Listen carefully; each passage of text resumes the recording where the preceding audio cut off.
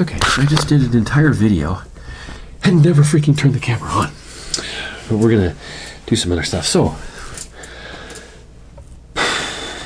okay, anatomy fans, today we're gonna go over some other stuff with neurological stuff. We're gonna talk more about nerves. We're gonna talk more about neurophysiology. We're gonna talk about things like the synapse and neurotransmitters. So stick around.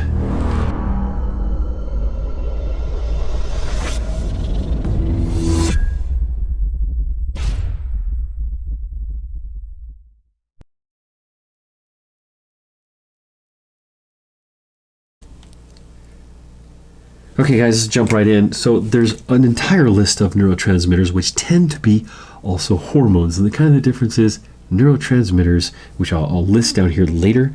So we're going to talk about that later. We're going to talk about how they get across from one nerve to another, which is called synapse and synaptic transmission. We're going to talk about each one of them and what they do, which is kind of interesting because there's some pretty funky ones. Some of them are interrelated, and a lot of them you guys are probably on some kind of medication for. Which there's a lot of neurological issues that we can come across in our lives.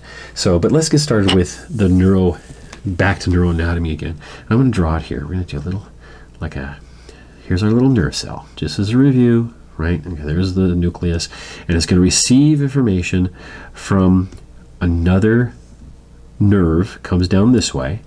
Let's go to this dendrite through the cell body. There's the nucleus, down through the axon hillock, down through here. And we're going to go like this. And we're going to branch off and go like this and like this. And these two are the terminal end branches. Way down here. Where are they? Right there. And don't forget, this is called the axon. A-X-O-N. And it's covered with the myelin sheath, as you remember. Okay, myelin sheath was made of Schwann cells if we're in the peripheral nervous system. And we're going to pretend this is peripheral nerve. Let's say it's a motor nerve, which is sending information from my brain to my hand to contract a muscle. So say I'm going to contract this muscle here, a flexor, for example. So the nerve conduction is going this way. This would be then called an efferent nerve because it's leaving the brain. If it was sending information to the brain, called afferent, right? So we come down here to the bottom, and we're going to find another nerve. This is going to be the second nerve. This is going to be the other dendrite. Dendrite of nerve 1, dendrite of nerve 2, terminal end branch. This area in here is called a synapse. So let's get into synapse. Now I did this whole thing before and I forgot to turn the camera on. So this is, hopefully I don't forget and redo anything really terrible. So we're going to go like this. We're going to draw like this way. And this is the terminal end branch. This is called the presynaptic nerve. PSN, we're going to call it. For now, it doesn't stay that name, okay? So the postsynaptic nerve comes like this, down here like this, and this would be like here. This is just this thing blown up here. This is post, okay? And this would be like the dendrite of another nerve, the next nerve down, or perhaps we're going to meet at the motor end point, right at this point. And remember the motor neuron, and we had the motor end plate, and how the nerve never touched the motor end plate, never touch the nerve because there's a little area of gel in here. Same thing, nerves never touch each other, so your nerves are all disconnected. Not one of them touch each other. It's pretty freaking cool. So in here, in this area in here, and I'm going to do them in, you know, it's traditional to do mitochondria, which are the powerhouse of the cell, and they take glucose and make ATP, which is adenosine triphosphate. Remember review. ATP, which is the energy to make things happen, gets these little tiny circles. These are mitochondria, and there's a lot of mitochondria in the cell and in the terminal end branch and up inside in through here. Okay, there's mitochondria in there, and those guys are making ATP because it takes ATP to move stuff. Okay, it takes ATP to move things across gradients like what's it called? The nerve conduction, okay, which is the sodium potassium pump. If you're moving like stuff out and there's too much of it out there, you have to like force it. That takes energy, and that takes the ATP. Okay, so ATP makes the power for this stuff. Now in here, you're up in the body. You have the nucleus, and the nucleus has a job. Remember the endoplasmic reticulum of way past cells? That job is to make some kind of protein. Proteins are always, not always, okay, so neurotransmitters and hormones are proteins really. Okay, they're proteins with a little bit of extra stuff on them. That's all they are. It's all the same stuff. Enzymes, proteins. rough endoplasmic reticulum. Remember that? Rough endoplasmic reticulum. Rough means it has the ribosomes on it. That's what shows up in here. It's called missile bodies or sometimes chromatophilic substance. Is a rough endoplasmic reticulum, and that makes neurotransmitters. Those neurotransmitters come all the way down here in little tiny vesicles, and they get to this end, and they make little bubbles, and those bubbles are held in here. And I don't know which one this is. Perhaps it's acetylcholine, which is the most common one. If we're going to a motor nerve, it's going to be acetylcholine. That's the most common, number one neurotransmitter in your body. When that nerve impulse gets down here, it stimulates these little things in here to open up, these little areas, and these little bubbles open up through here, and they send out neurotransmitters. And since this is acetylcholine, on this side there's going to be an acetylcholine receiver over here. It's going to receive it, start the whole next conduction sequence. Okay, that's how it happens. Or if this is a muscle. Now, right now we're talking about nerve, but if this is a muscle, it's going to cause that whole calcium movement and down the T-tubules and all that kind of stuff with the contraction. Okay, it's going to cause all that thing to happen again. But this, we're talking nerve to nerve. Okay, presynaptic neuron, postsynaptic neuron. This is called the synapse. I'll write synapse right across here. Once that happens, you have what's an enzyme that this guy makes up here called acetylcholinesterase. And what it does is it takes the acetylcholine, disengages it from there. It's kind of like, so you put a key in and you turn the lock and you open it, right? Well, you don't leave the key in there. You have to pull it out so another key can come in eventually. If you just leave it in there, break it off, no one can get in. The enzyme is what takes it out and then recycles it, because these things have to be recycled all the time. Okay, you're making them, recycling them, making them, recycling them. This is important to understand when we're talking about some of the other neurotransmitters. The other neurotransmitters that I'm going to talk about, or I want you to understand, which I'm going to list. So I have to erase all this stuff. Let me erase this stuff real quick. I'm just going to erase this one because I like my little neuron drawing there. My happy little neuron. My little cyclopsian neuron in there. In fact, we'll just draw a little eye. There's this happy little neuron, whatever.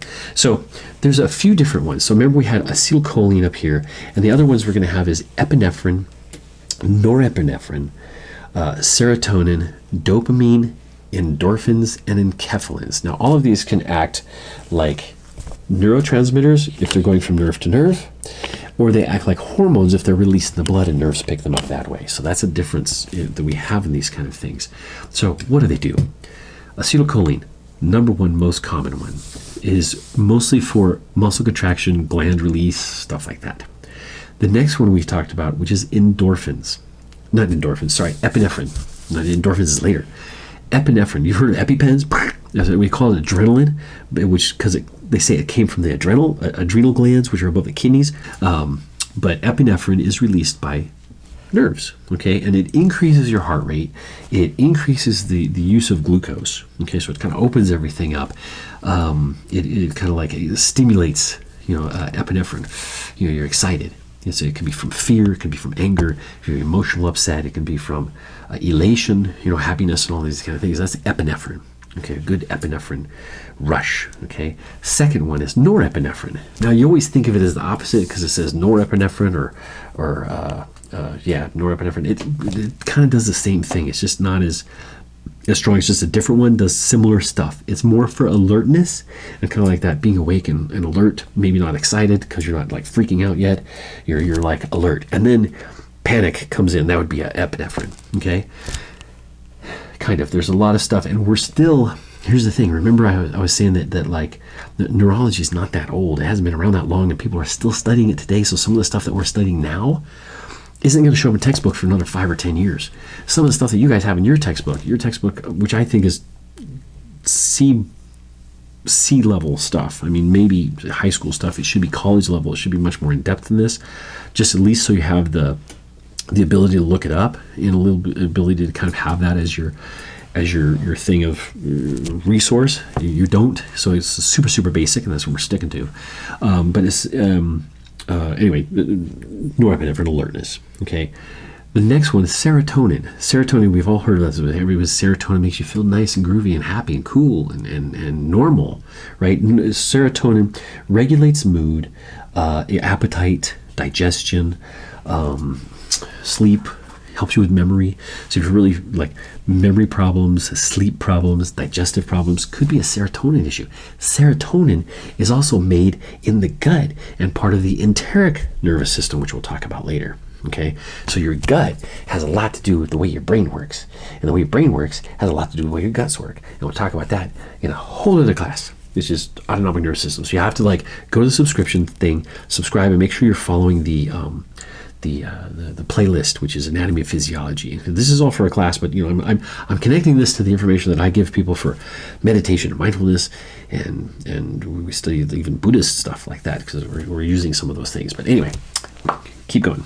We're going onward to dopamine. Now, dopamine is your feel-good chemical. When you get something on your phone and you go, oh, I got a coin, or I got a thing, that's a dopamine rush. When you send a message out because you're feeling good, you get some serotonin going, you want that dopamine rush, they react to you and they say, oh, I love you too. That's a dopamine rush. You get hooked on that kind of stuff. People who don't have dopamine, not as good with motivation. You know, they're not as motivated maybe. Other things, dopamine, it's kind of your feel-good chemical. It's your feel-stable chemical. It's your reward chemical is what we call it. So a lot of people don't have those in balance. They may get that from endorphin release. Endorphins is another one. Okay, endorphins. Endorphins are painkillers, and they're released when you have pain. So like as you're running, you have your endorphin release, and then you get a second wind. Also when you receive pain, and then you can get a dopamine release and a serotonin release. So it's this feel-good thing. Now, if any of you have ever heard of, for example, sadomasochism, and the Grand Marquis de Sade, you should look him up. He's the guy who wrote a book way back in the 1600s, 1700s, something like that. But it became this huge book, like massive book. Everybody was reading it, but it was like totally a heretical thing, and he was in a lot of trouble for being lewd and all this kind of stuff. And he was saying that like pain and pleasure on a cycle, and eventually you'll have so much pain it'll feel good, which is, we're talking about this, like so much endorphin release that you get a dopamine and a serotonin release, you know, then the epinephrine release. So they're all connected. You know, you're going to release all of these things at once. That's why it gets so confusing. And the same thing also, with enough pleasure there becomes pain. And it started a whole movement of sadomasochism, but we get into that a whole other time. That's historical stuff. Interesting, but historical. The last one is enkephalins. Okay, and enkephalins are also an opioid that you release. Now, you can release those with emotional output. Now, it can be good emotion, or I don't want to say good or bad emotion. It can be a very useful emotion or unuseful emotion, or like through a painful emotion or a good emotion. You release these enkephalins. Enkephalins is like endorphins, is inside morphines, right? Enkephalins, same thing. Inside painkillers is what they are. So people can release endorphins, sometimes through placebo effect. You can tell people that you can give it, like there's studies where people have been given a sugar pill and they have the same result as the original, like morphine, actual morphine, which comes from an opium plant, which is the poppies, right? Which comes from there. When you give people opium, it doesn't work on like 40% of the people, but more of them it'll work on because they were told it works. Anyway, so there we go. That's kind of the thing with the synapses and neurotransmitters and a little bit of hormone stuff, okay? So don't get confused with that, but we're talking about neurotransmitters. Neurotransmitters are proteins made by that endoplasmic reticulum, which is up in the nerve cell body, transferred down the axon to the presynaptic end plate, whatever it's called, and then that goes from there to presynaptic knob through the synapse into the postsynaptic neuron and all the way down. So that's nerve conduction and nerve physiology. So hopefully you got all of the neurotransmitters in there. It's confusing. It'll blow your freaking mind because they're all interconnected. You don't release one at a time. That's just not what happens. That's not the way the brain works. The brain doesn't say like, oh, today we shall release 42 serotonins and 31 dopamines. No, it's constantly manipulating this depending on what's going on inside the brain, inside the gut, outside the body. You know, whether it's cold, hot, rainy, wet, dry, noisy, quiet, good noise, bad noise, sight things, it's too bright, it's too dark. It's there's so many things that make up. And remember, we're just basically big bags of tubes that have figured out how to get out of the ocean and bring the salt water with us. And then we react to everything out there. And we're just complex that way. So we're kind of like a really complex emotional jellyfish. Anyway, this is Dr. Sean. For today's side quest, which we'll put right up here, the side quest for today is going to be what happens when you don't have enough serotonin? What medicine do the people usually end up taking because of that? That's my question. Leave the answer in the comments, and or an experience, or someone you know who has an experience. You can leave a little comment in the bottom there, because that's pretty interesting stuff to me. And we talk about it, and we talk about with meditation and mindfulness, and also some of the practices that you can do, which are, like quasi, philosophical, religious, or spiritual. You can actually modify and change the levels of these neurotransmitters and hormones. This is Dr. Sean. You guys do your homework, and don't forget the side quest, and don't forget to subscribe. Watch out for the boogeyman. I don't know. Watch out for whatever. Stay away from Corona. Wash your hands.